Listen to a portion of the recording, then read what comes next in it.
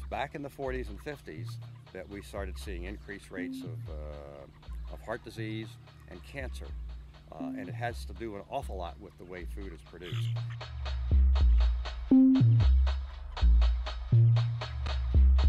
Our government has seen fit to allow them to use arsenic in their feed because that's an appetite stimulant. Another thing that happens in the commercial chicken processing or poultry processing operations is up to 50 chlorine baths. They dump them in it and they let them cool out or drain out and do it again because they're trying to get that bacteria count down.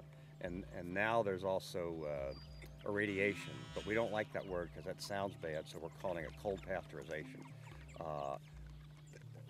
Do you want your food irradiated? You know, perhaps radioactive?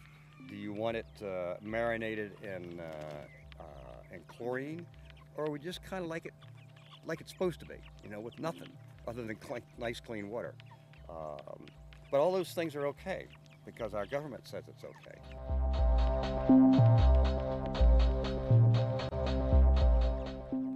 These kinds of eggs, these pastured eggs, are 9% lower in calories, 21% lower in calories from fat, 36% lower in cholesterol. Remember, they're out there running around. And the omega-6 to omega-3 fatty acid ratio was 7-to-1 instead of 18-to-1. The reason for the cholesterol being lower is the birds are aerobic, they're out running around, they're in the sun, they're doing things that they do naturally, as opposed to the birds that are confined. They have 48 to 64 square inches of space in a cage, and in order to keep their production up, they heat the buildings in the wintertime, and they give them 24 hours of light.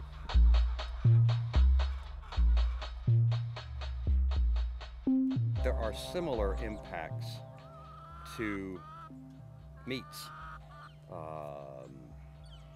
be it chicken, turkey, duck, goose, beef, pork, lamb, what have you, in having them outside in the natural environment.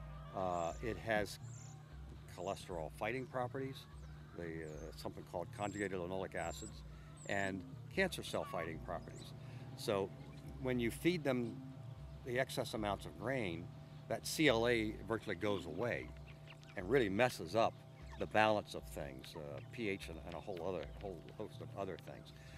And that has a dramatic effect on what is in the meat. When you raise things the way that nature intended them to be raised, then it's logical to assume, and there is data that proves it, that the product that comes from them is better for you.